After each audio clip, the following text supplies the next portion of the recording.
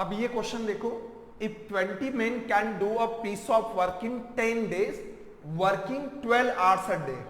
तो अब तक देखो लैंग्वेज सेम ही है पहले वाले सवाल इतने, कि जैसे पहले के सवाल में वैल्यू अलग थी, यहां पे वैल्यू अलग है। यहां पे क्या है, आपके पास 20 men है जो 10 दिन में काम खत्म करते हैं, अगर पर डे अगर वो 12 hours काम कर रहे हैं तो।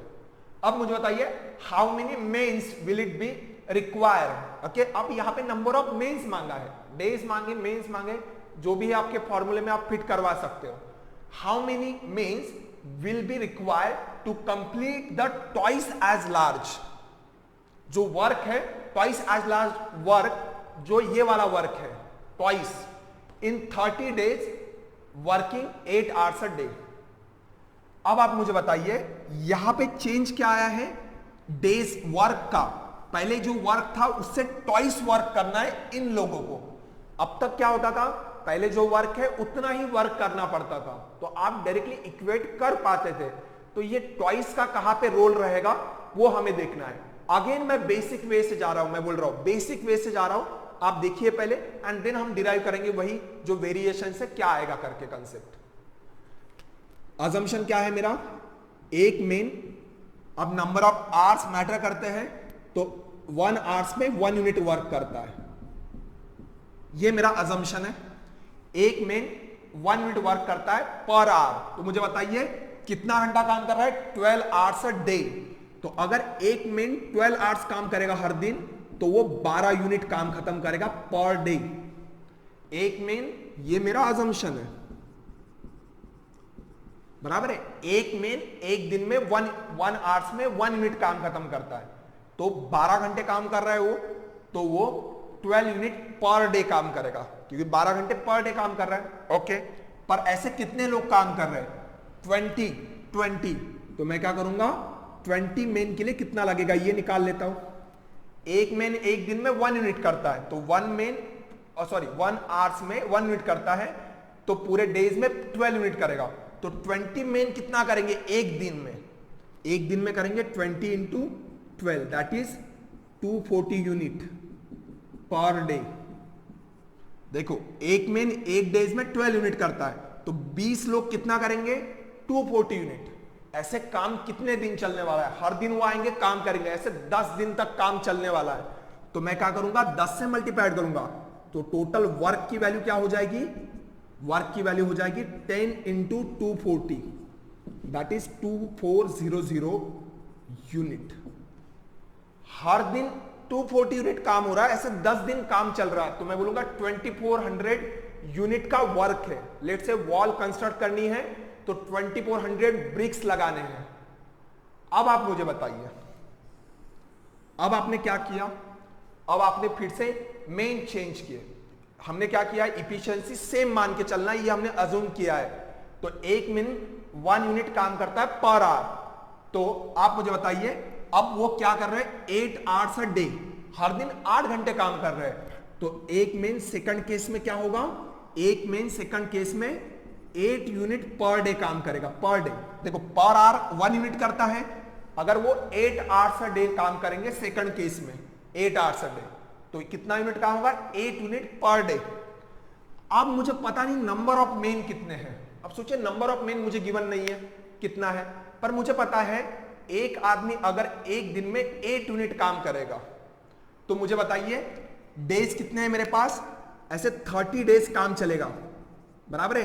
तो एक आदमी 30 डेज में कितना काम करेगा, 30 इंटू 8, 240 यूनिट पर मेन।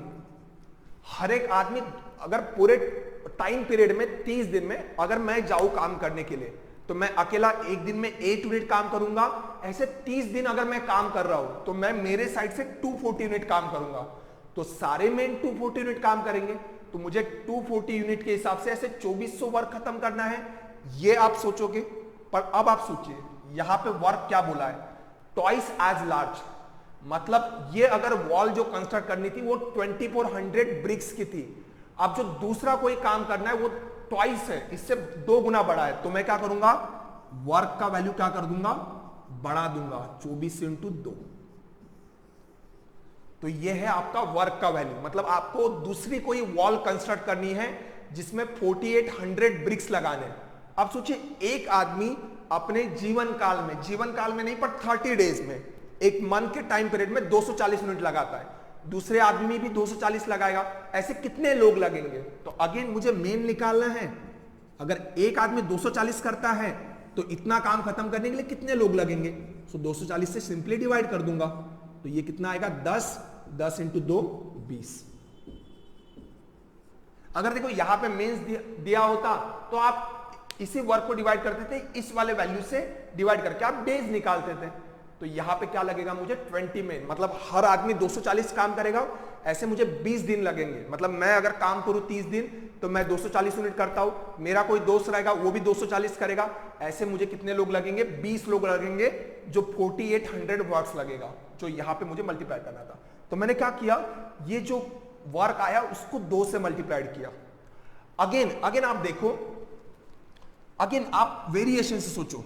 अगेन ये वाला आई होप क्लियर है आइडिया। देखो ये वाला वे या दूसरा वे, आप कोई भी एक वे से छुड़ाओ, पर ये वाला वे कितना लेंदी हो जाएगा, हर एक वैल्यू अज्यूम करो, सॉल्व करो, अंडरस्टैंडिंग इससे क्लियर होगा।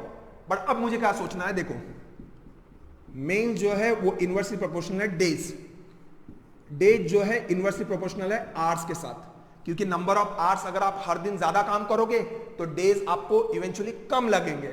अगर आप ज्यादा दिन, अगर आप डेज अगर आपके कम हो जाते हैं तो नंबर ऑफ मेंस आपको ज्यादा करने पड़ेंगे। अगर कम दिन में काम खत्म करना है तो मेंस ज्यादा लगेंगे। तो अगेन इनवर्स रिलेशन है। तो हमने क्या कहा था, मैन डेज एंड आवर्स का प्रोडक्ट तो कांस्टेंट है करके, बराबर है। अब मैं सोचूंगा, अब जो वर्क है, अब सोचिए टोटल वर्क है, तो अगर मैं अज्यूम करके चलता हूं डेज एंड आवर्स अगर कांस्टेंट है, डेज एंड आवर्स कांस्टेंट है, तो मैं मेंस के साथ रिलेशन निकालता हूं, नंबर ऑफ मेंस के साथ, या जो भी मैन है मैं ये सोचूंगा। अब मुझे बात बताइए, अगर मुझे कोई काम करना है, अज्यूम कर रहा हूं कि डेज एंड आवर्स कांस्टेंट है, हर दिन डेज और आवर्स जो भी है आपके दोनों केस में अगर कांस्टेंट है, ऐसे सोच के चलता हूं, तो अगर मैं मैन और वर्क में अगर रिलेशन निकालना चाहूं तो मैं क्या सोचूंगा। आप ऐसे समझिए, अगर आपको एक बार समझ गया तो आप रिलेशन आप जल्दी से निकाल सकते हो, फॉर्मूला आपको याद करने की जरूरत भी नहीं है। अब आप सोचिए, अगर कोई मुझे एक काम करना है, लेट से मुझे कोई वॉल कंस्ट्रक्ट करनी है, मेरे पास कुछ मेन है, लेट से 10 मेन है, वो कुछ दिन में खत्म करते हैं। अगर मैंने काम दो गुना किया, पर मुझे उतने ही दिन में काम खत्म करना है, डेज में चेंज नहीं कर सकता हूं, तो मुझे क्या करना पड़ेगा, नंबर ऑफ मेंस बढ़ाना पड़ेगा। अगर काम बढ़ गया तो मेंस भी बढ़ाने पड़ेंगे। क्यों बढ़ाने पड़ेंगे? वर्क अगर बढ़ गया तो मैंस भी बढ़ाने पड़ेंगे, क्योंकि मेरे पास टाइम उतना ही है। अगर मैं ये अज्यूम करके चलूं, सो मैन और डेज में क्या आएगा, डायरेक्ट रिलेशन आएगा। काम बढ़ जाता है, नंबर ऑफ मेंस भी बढ़ाना पड़ेगा। अब अगर सोचिए, आप डेज के साथ भी निकाल सकते हो, अगर आपके पास लोग उतने ही हैं, बराबर है, आप पर डे उतना ही काम कर सकते हो। तो अगर मुझे आता है वर्क अगर बढ़ गया तो आप बोलोगे डेज भी बढ़ जाएंगे, तो डेज के साथ भी वो डायरेक्ट रिलेशन में आएगा। देन अगर डायरेक्ट रिलेशन है तो हम क्या करते हैं, इनका रेशियो कांस्टेंट रहता है, main upon work is always a constant, बराबर है। आप डेज के साथ निकालिए, सेम आएगा। बट ये इक्वेशन में आप कहां पे लिखोगे, देन यहां पे क्या आएगा, इसके नीचे ये रेशियो आपका कांस्टेंट रहेगा। मतलब क्या रहेगा, अगर आपको कुछ नंबर ऑफ मेंस दिए है M1, डेज लगता है D1 और नंबर ऑफ आवर्स लगते हैं H1, और वर्क जो भी है आप डिवाइड कीजिए W1, तो मैं क्या कहूंगा, वो अगर आपने नंबर ऑफ मेन चेंज हुआ है, डेज चेंज हुआ है, तो जो भी आपको एक वैल्यू नहीं गिवन रहेगा वो आपको निकालना है।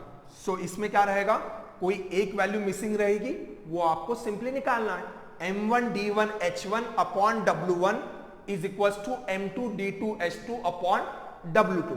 अब सिंपली वैल्यू पुट कीजिए। नंबर ऑफ मेंस आपको पहले दिए थे 20, तब आपको डेज कितने लग रहे थे, तब आपको डेज लग रहे थे 10, पर डे कितना काम हो रहा था, 12 hours a day. Simply value put करना है फॉर्मूले में। और वर्क आपका कितना है, अब आपको वर्क पता नहीं है, तो मैंने क्या अज्यूम किया, वर्क की वैल्यू एज अ 1, एक कोई तो भी काम खत्म करना है, 1 वर्क, टोटल वर्क 1 पकड़ा है मैंने। अब मुझे बताइए M2 D2 H2, अब नंबर ऑफ मेन चेंज हुए हैं, वो मुझे पता नहीं, वो कितना लगेगा वो मांगा है। डेज कितना दिया है, 30 डेज ले लो, आपने देखो डेज बढ़ा दिया है, और पर डे भी आप कम काम कर रहे हो। अब आप खुद सोचिए, आपने डेज आपको ज्यादा लग रहे हैं, ठीक है, आप 12 के जगह आप 8 आवर्स से काम कर रहे हो पर डे, और वर्क भी आपका 2 गुना हुआ है, ट्वाइस यहां पे आएगा करके। अब अगर मैं सिंपली इस 2 को इधर लेके आऊं ना, देखो 10 इंटू 12 240 इंटू 10 2400, ये 2 को इधर लेके आ जाता हूं मल्टीप्लीकेशन में, ये दिख रहा है ये वर्क का वैल्यू, तो वो कहां पे अफेक्ट करेगा, इसे हमने मल्टीप्लाइड किया था, वो जो हमने अलग अलग जब सेपरेटली हम लिख रहे थे तो हमने वो 2400 को मल्टीप्लाइड किया था, तो यही तो हमारा वर्क है, उसको हमने मल्टीप्लाइड कर दिया 2 से इधर लाके। तो सिंपली फॉर्मूले में देखो इतना सोचना नहीं पड़ता है, आप डायरेक्टली अगर आपको वेरिएशन मैथमेटिक्स में अगर आपको समझ में आया है तो ये आप सिंपली सॉल्व कर सकते हो। सो मैं क्या करूंगा, 30 into 8 that is 240 into m2। I hope दिख रहा है, यस। 240 से अगर 2400 को डिवाइड करूंगा तो 10 आएगा इंटू 2। सो मैं यहां पे लिख रहा हूं m2 is equals to 20 days. Same answer आया, क्लियर है। अगर मैं इसको समराइज करूं, आई होप आप नोट डाउन कर लोगे, तो फॉर्मूला क्या है, सिंपली एक ही आइडिया है जो है m1d1h1 by w1 is equals to m2d2h2 upon w2। ये आपका सिंपली फॉर्मूला है। सोचिए आप पहले केस में अगर आपको पहले और बाद में सेम ही वर्क करना है, पहले जितना काम था उतना ही करना है, तो ये w1 और w2 की वैल्यू सेम रहेगी, तो वैसे भी कैंसिल आउट होंगे, तो हम सिंपली रिड्यूस करके ये वाला इक्वेशन लिखते थे इसके पहले वाले सवाल में, बराबर है। अगर आप हर दिन नंबर ऑफ आवर्स सेम ही काम करते हो तो h1 और h2 सेम हो जाएगा, तो वो कैंसिल आउट होगा, तो m1d1 is equals to m2d2 रहेगा करके। सिंपली यहां से हमने शुरू किया था, तो मेन आपका यही है करके समराइज क्या होगा करके कि ये वाला करके, अगर आपका वर्क पहले और बाद में सेम था पर नंबर ऑफ आवर्स अलग अलग है, तो आप कर रहे थे m1d1h1 is equals to m2d2h2। तो आपने उसमें अज्यूम नहीं किया, क्योंकि आपको वर्क अगर सेम ही गिवन है तो ये आपको मैटर नहीं कर रहा था, तो जब जो वाला मैटर करे आप वो वैल्यू पुट कीजिए। सिंपली आप इस फॉर्मूले में वैल्यू पुट करके आप निकाल सकते हो, पर अंडरस्टैंडिंग जरूरी है, वेरिएशन का ये पार्ट आपको समझना जरूरी है। तो ये वाला हमने कवर किया है टाइप ए में। अब टाइप बी में हम क्या करेंगे, men as well as women, ठीक है, ये भी पिक्चर में आएगा, तो उनको कैसे टैकल करना वो देखेंगे। Thank you.